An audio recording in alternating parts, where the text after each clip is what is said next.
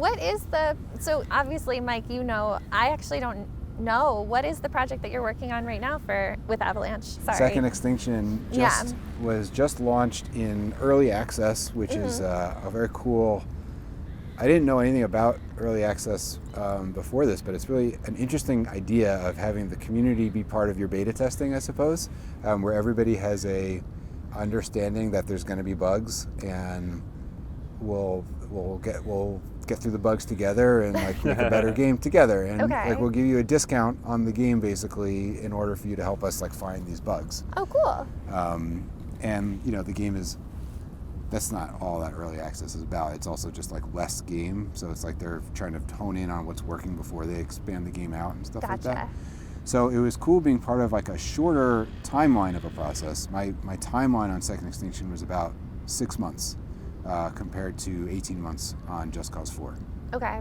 And actually longer on Just Cause 3, even though I wasn't like involved for the entirety of that process, but like start to finish on Just Cause 3 was like 3 years. Oh, wow. 2012, the first note, June 2012, the last note, July 2015. Yeah. Okay, so, wow, yeah. Yeah. So it was a long project. That was a long one. But, so 6 months was like, it was very different because we kind of just like we spent some time generating ideas, and then we're like, okay, let's go, and then let's stop. And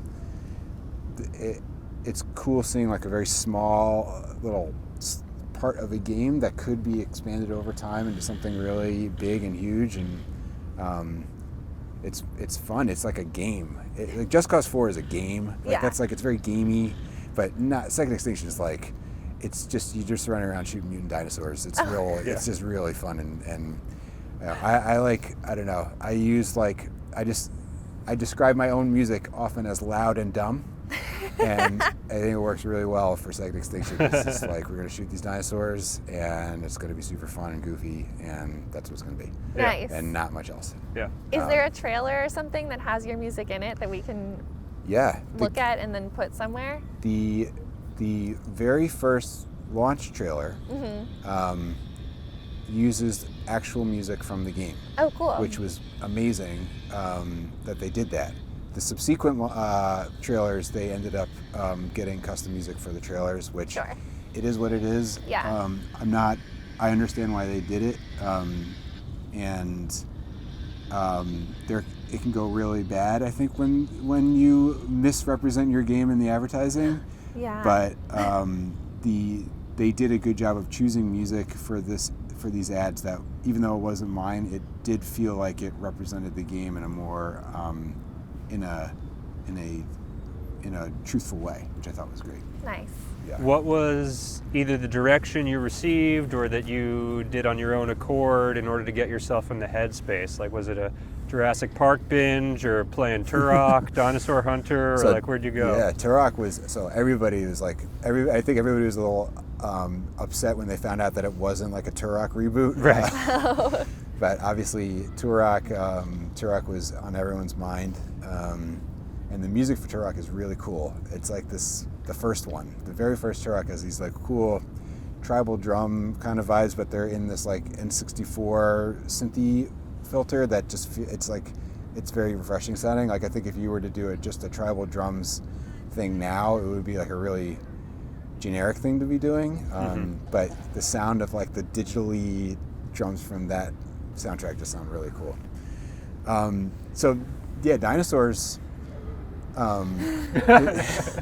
there's an interesting historical context of dinosaurs. So you think about dinosaurs as like primitive, primal, like big, like there's not a lot of dimensionality to a dinosaur in the way we think of them. It's like he's just like this like unstoppable force or something like that.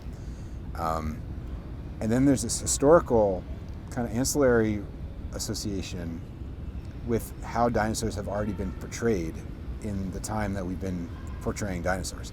So if you think about dinosaurs just in the abstract, it's like, well, the primal drums, or those kinds of things, like that does make sense. That would be something that's like pre-music. But an even stronger association to me is the fact that dinosaurs have been associated with like modernist, like Stravinsky, Stravinsky primitivism, Oh. like pre-modernist Stravinsky. Huh. So, and it comes from Fantasia. So Oh. the first Fantasia has the dinosaur sequence in it, where like the end of the dinosaurs, and it's Stravinsky Rite of Spring, and that's an example of primitivism in orchestral music. There was like very famously riots during the premiere of Rite of Spring. Oh, right. Right. The choreography was all like the dancers never left the stage, so it was like this very subversive choreography where there's no ballet moves. Everybody's just like lumbering around and stuff like that. I've never seen it. I've never seen that choreography of it, but I would love to see it at some point. But it was used for this association through Disney of like, oh, primitivism, dinosaurs, those would be fun. And then it's been there the whole time with this. So like if you listen to the John Williams Jurassic Park soundtrack, he's referencing Stravinsky all over the place. So that was a huge starting point for what we did for Second Extinction. It was like, well, let's get into some more of these kind of like Stravinsky-isms in terms of that period of his output and like what he was doing. And then also the other films that have referenced that are also part of our collective unconscious in terms of these associations, like Planet of the Apes. Jerry Goldsmith's score for Planet of the Apes is like also referencing Stravinsky a lot for the same exact reasons that Fantasia did for dinosaurs. But then Goldsmith's combining it with like, at the time, this technology, so it's like retro future in a way. And Second Extinction is actually kind of retro futuristic, not really, but it's not high tech future. It's like everyone's gun is rusty. Like they don't want to be there. Right. Like they're like it's like it's not a nice place. It's not that kind of future. It's like a dark future where people are on these like, worn out space stations orbiting the Earth, and they have to go down to the planet to get supplies because they're out of supplies, and like there's all these dinosaurs trying to kill them. Oh my gosh. It's like they have to like repair all these ships that broke on the way down. They need to get back up, and there's like people trapped inside. So there's like a little bit of this like rusty future thing going on there too. Yeah. So Goldsmith played into that as well. And then there's some other like just like the idea of like a menace that's just like there's no redemption of the dinosaurs, or at least not in this early access of the game. I don't know what they're planning for like later expansions of the game or anything like that when it comes to Xbox and things, but there's no like there's no Darth Vader redemption of this enemy. You know what I mean? They're just like these evil dinosaurs, and you got to shoot them. So it's like what are the other examples of that, and like getting into that kind of stuff. And they didn't go in this direction, but like Starship Troopers was an early reference, and other films of that nature where it's just like these you're not going to go into any depth about these bad guys. They're just bad. And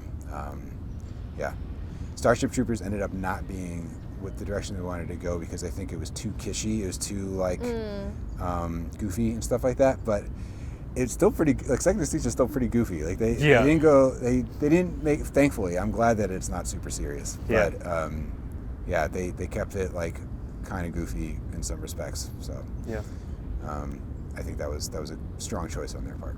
And when I've seen the gameplay, there are instances where you are basically in the dino arena with a bunch of your friends, and it could take quite some time before you're in the clear, so to speak.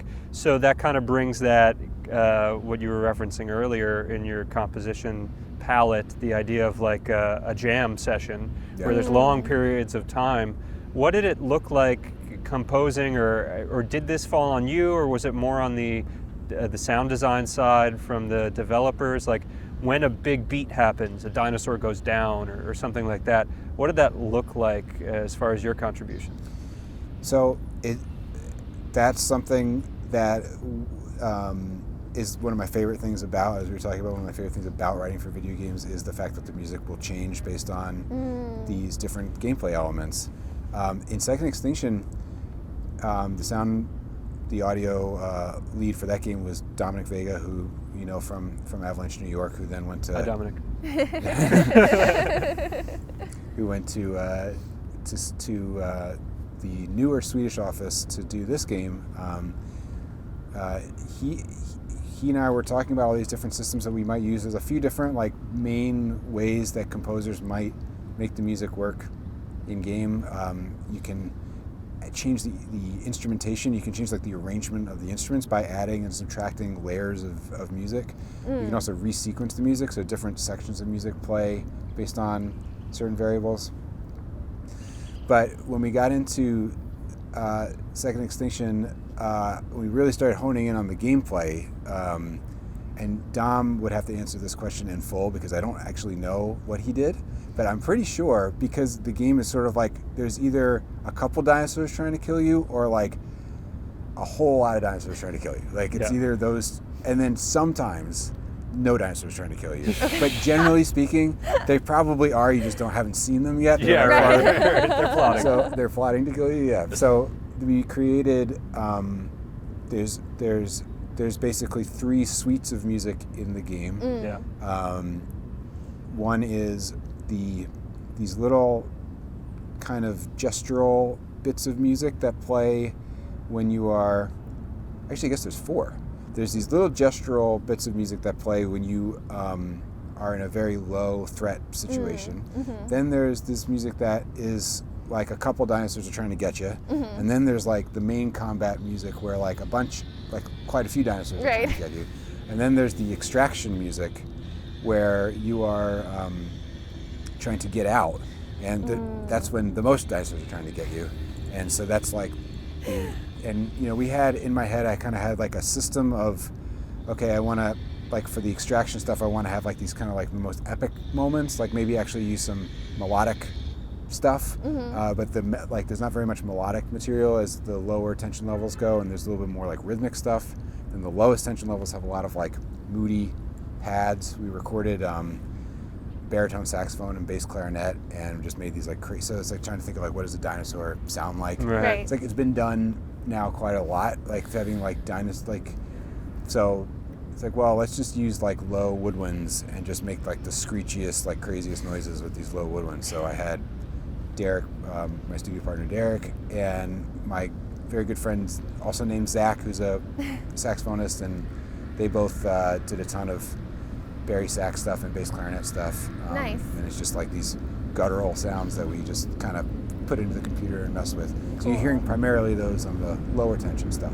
So that's where I left off with Dom on that, but I'm not. He may have tweaked that, and he may have ended up doing some layering of it himself or something like that. Like you can do all sorts of different things with the individual stems of the audio, like of the music. So it's like if I give him just the drums or just the woodwinds or just the orchestral strings, you can kind of rearrange all those things and kind of create new pieces of music out of them. Yeah. For Just Cause 4, we got super micro with it all, and that soundtrack responds very dynamically to all the different things that are going on, which is really fun. But yeah, there's just less going on in Second Extinction, I guess, that would warrant. You don't want to, you don't want to make things complicated. First of all, you don't want to Mickey Mouse. I think that's really important. Yeah. You don't want the music to feel directly related to what you're doing, because the point of the music is to create a mood, create a level of tension and energy. And when you start Mickey Mousing it, then it becomes part of like a musical sound design, which is not really there's so much sound design in the game already, you don't need the music to perform that task. So if you talk about like little micro moods, you have to be very careful with that. Yeah. So, yeah, anyway. Cool.